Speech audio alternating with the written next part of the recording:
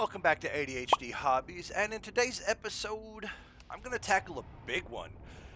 We're going to compare No Man's Sky and Starfield. This seems to come up a lot. People want to know which one's better. Well, I've happened to play the hell out of both of them, and I feel like I have a pretty solid opinion on them. There's a lot in it. The games, with everything on the surface that they look the same, there's quite a bit that's different, and so I can really see why people get into it with each other. So without waiting, let's go. First thing you're going to notice, and that's going to come up in this debate, I guess we'll call it, is the size. No Man's Sky universe has somewhere in the neighborhood, I think they've said 13 quintillion stars. That is humanly impossible to visit. That is humanly impossible for everyone to visit on the or for everyone on the planet to visit. That is massive, and there's just so much to explore and see. Now, Starfield, on the other hand, don't get me wrong, there is a lot out there. The game is great, but they limit you to roughly about 1,000 stars, or not stars, but planets and moons and explorable areas. While this does sound bad, they have taken the time, being Bethesda and everything, the graphics and the detail level shows. There is a lot more put into it. No Man's Sky's come a long way, but let's not forget how long that they've been out, and Bethesda came out looking great right out of the box. And shout out to the Bethesda because they realized that a good looking game isn't everything.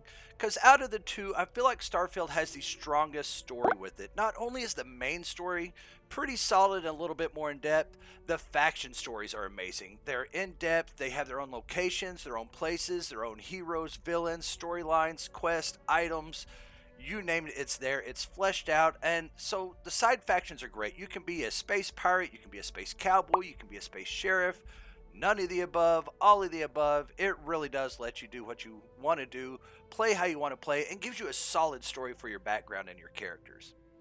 No Man's Sky, on the other hand, I'm not so sure I can say as much about. While the story isn't great, it's just enough to kind of explain why you're in a spaceship flying around. It does have its own separate factions, but again, these factions basically just have a few quests you can go do with some generic factions and some generic NPCs that you'll talk to, so they're not as in depth. But you can't win at everything, Bethesda. Introducing the Rev 8. This was recently introduced in an update for Starfield. It was a highly sought after item. There was no vehicle when the game first launched, and looking around and exploring the countryside and the planets could be quite daunting at times. The vehicle's pretty basic. It has a couple of boosts that let you get around, and it does have a top-mounted cannon. You can have NPCs ride along with you, so it is great for getting around. It's much faster than what it would have been on foot. But that's all it is. It's just something to get around in. No Man's Sky vehicles, on the other hand, these things are fun. This is the most comparable vehicle to what they have with the Rev 8, and it's a lot nicer, a lot smoother. While they control a lot the same, this one doesn't bounce around as much. It remembers that you're a video game, and sometimes you just want to get to where you're going and not bounce all over everything. You also have things like the Minotaur, where you can jump in a big mech and obliterate everything around you. But No Man's Sky also offers such a wide variety of other vehicles, from submersibles to hovercrafts to big moving things. They're just awesome. No Man's Sky definitely nailed the vehicle side of things. This is where things really start to separate themselves, and you can see the creative direction that the different companies took. Bethesda is still doing Bethesda things. You get all your loot and your gear from killing things, killing bad guys, just everywhere. If you've played a Bethesda game, you know you pick stuff up everywhere. You also find things in chests and grab it, and then you can go gear your character and work on them that way. Hello Games with No Man's Sky took a completely different approach. You don't loot bodies, robots, enemies, anything like that.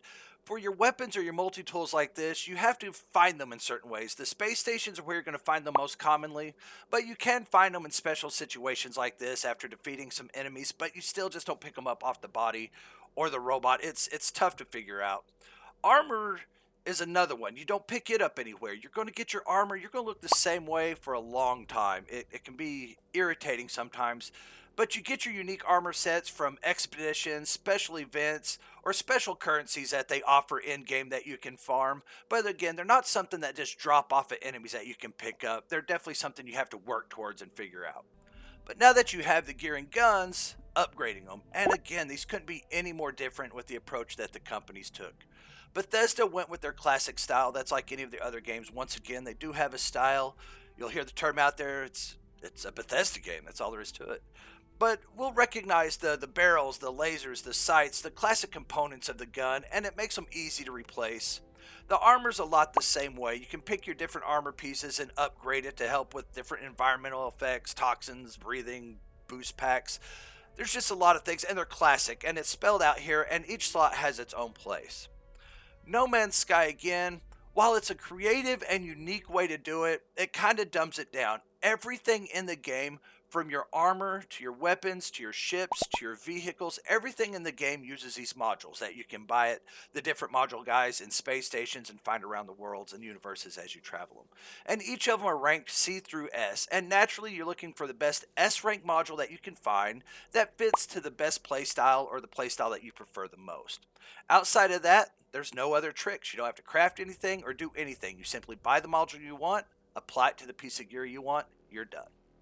Now for the big elephant in the room, the big competition. Two space games. Which one has the best spaceships?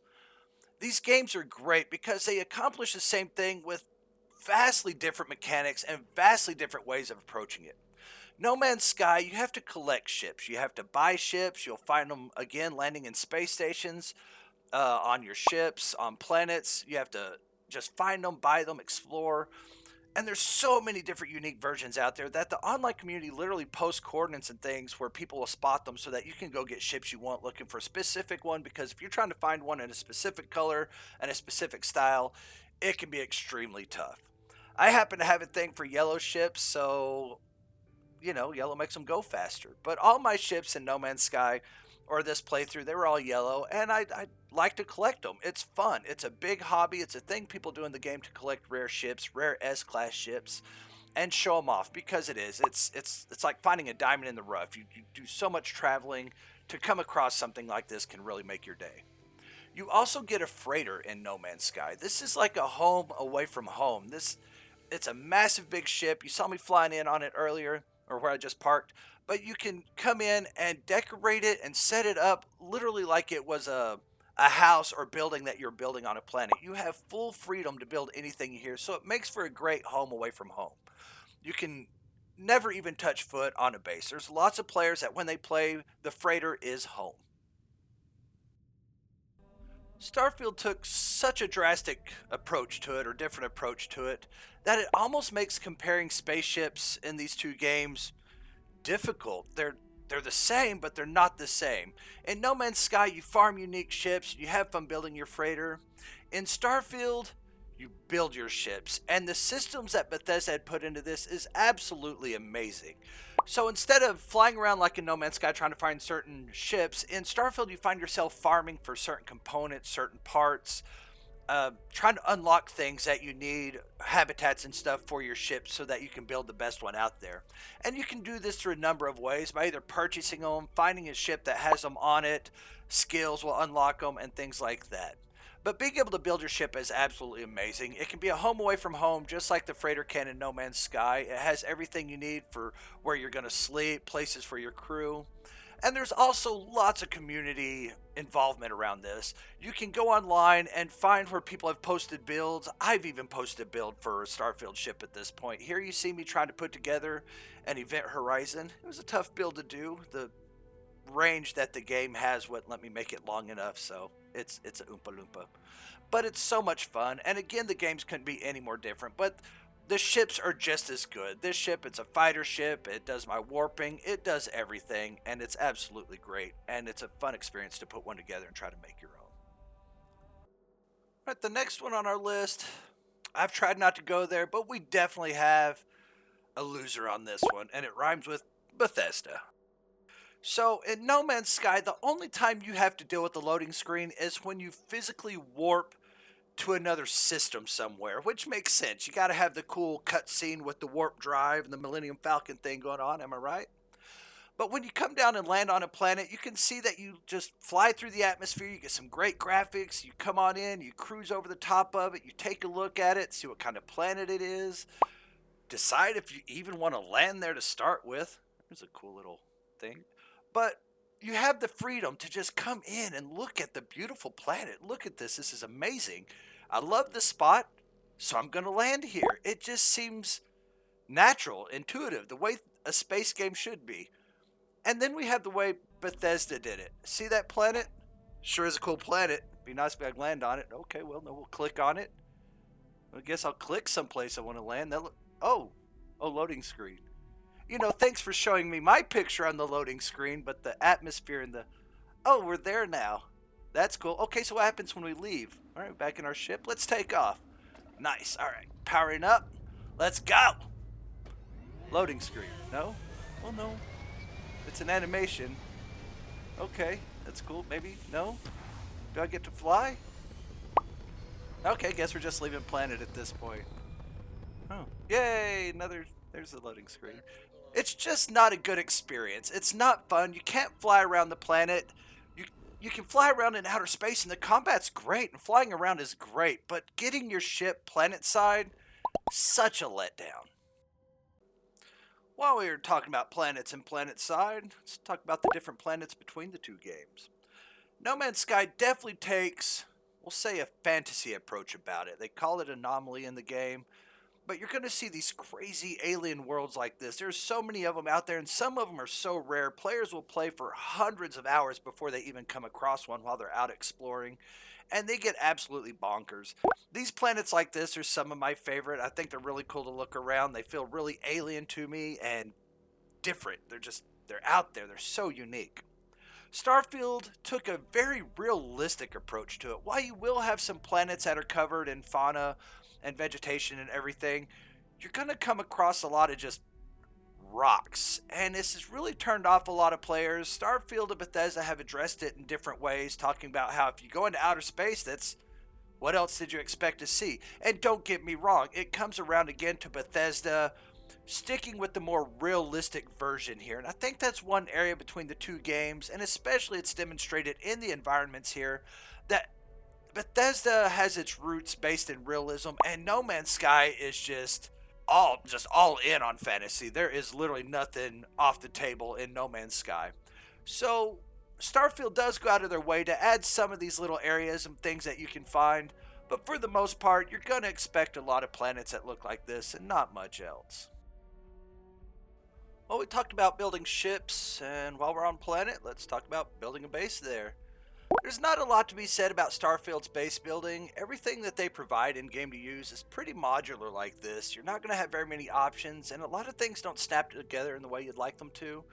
There's a lot of options for decorations though, couches, furnitures, anything you pick up around the world, so you can fill these and make them look great, but your overall base design is going to be pretty basic. No Man's Sky knocked it out of the park with this one too. You can build with modular stations like this, like you do in Starfield, but No Man's Sky offers the option or the ability to make your own custom buildings. They're modular like this. You can put them together in any shape, form, fashion you want. They offer lots of different materials as well. You don't have to just stick with wood. There's metal, cement, lots of different things. Glass roofs, and you can unlock them in all kinds of different ways. Sadly, this is actually easier to unlock the base building stuff than it is armor, if I come to think about it. But just as easy as it is to build things, you can tear it down, so it leaves for a lot of creativity. There's also a really awesome community out there that evolves around building bases in No Man's Sky, and if you ever have time to look into it, I highly recommend it. Alright, we got all the direct comparisons out of the way. Now I'd like to highlight a few features that each game brings that the other one doesn't, that I feel like really helps it shine. With Starfield, you get some amazing cities. They really help the place feel alive. You have population, you have people everywhere. You don't get this from No Man's Sky. You tend to get little outposts, and they're very generic. Starfield definitely has some very sculpted, some crafted cities that are full alive, full of tons of side quests and things that you can do, and you can really get involved in them.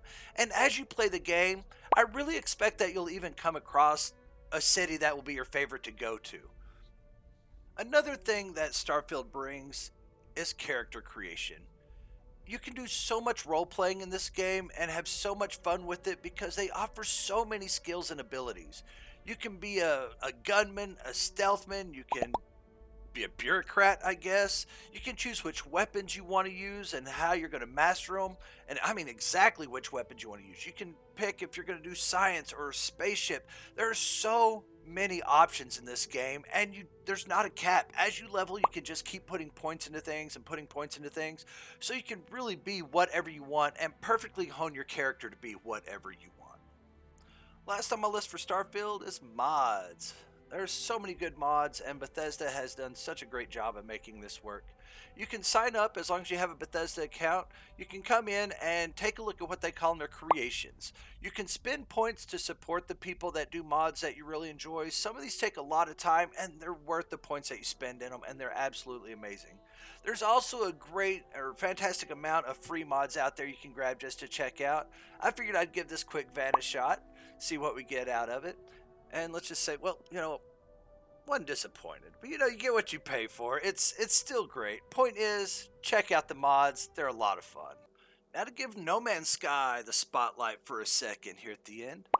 No Man's Sky, it's a great game, but one of the things people forget is No Man's Sky's been around since 2016. This game has had 8 years to develop, so it has a lot of things going on for it. One of them that I really enjoy, out of the two, No Man's Sky has multiplayer, and it has a way to bring people together with multiplayer missions to unlock certain things and currencies, and to be able to do a lot of different things with it. The other thing I'd like to point out, just in general, and these two kind of tie together, but it's the area I'm in right now. It's a place called the Anomaly. You'll unlock it very early in the game. And it's a place where it brings a lot of people together, and you're going to get a lot of the community that comes together here. So not only do you have the multiplayer, No Man's Sky also has one of the best online communities out there. If you go to any of the Reddits or the forums or anything, you'll find nothing but helpful people, great people. It is actually greatly frowned upon to just don't be a D-bag in No Man's Sky. And lastly, for No Man's Sky, is going to be the expeditions. Hello Games has made it routine where they put out these expeditions. They're big events. You start a new character, it has its own unique storyline, plot devices, items, and as you go through the expedition, you unlock things that you can't get anywhere else in the game. They become exclusive to that expedition. So it's a fantastic way to unlock some really cool armor, unique ships, base building things, anything in the game, and they happen all the time. What's great about them is that an expedition is designed to be thrown away. It's not something that you stick with or keep going. You use it to unlock items for your other accounts, and then you move on. And if you miss an expedition, come around Christmas time, Hello Games is known to release all of them again. So for a short time, you can go through them and play them again and get anything that you might have missed. Well, that pretty much wraps it up for a comparison between the two games. I've pretty much compared everything that I could think of and even threw in a few gems I wasn't planning on. It can be a bit tough. As much as I'd like to say the two games are exactly alike, on the surface that's about all it is. Once you really dig under it, they're quite different. It's kind of like playing the difference between Star Wars and Firefly. You have No Man's Sky. It is a game that has been around for 8 years. It's had a massive fan base behind it. Hello Games has been absolutely fantastic. They constantly release new content, new updates, and it's absolutely free. And these aren't just small content patches and small updates. It's literally game changing. They change the storyline, add to it, add big updates, add new ships, guns, weapons, everything. And you never have to pay for it. And this has been consecutive for over 8 years. The community is amazing. And No Man's Sky's really been great. Starfield, on the other hand, is based in realism, and the game is brand new. It's only been out for a year. We're only just now coming up on its first DLC, so there's a lot of hype behind it. But Bethesda has a deal for... Well, I don't expect them to release too much content free like Halo Games does, and for me that really kills the longevity of a game like this. While it does have its mods, and while it does have its community, and Bethesda by no means is a bad game, 8 years down the road might be kinda tough. However, they are looking to basically make this Space Skyrim, and Space Skyrim, that could be kind of awesome, and Skyrim has been around for a while. At the end of the day, I don't think either game is better than the other. I really enjoyed them both for what they are. I feel like they're both just two completely different experiences. So I can't really give this one's better than that one vote here. What I can say is I hope the information I provided to you helped you realize which game might better suit your playstyle and the way that you like your fantasy and space combat. Well, I hope you enjoyed the video, and I'm glad for everybody stuck around to the end. Until next time, you have a great day.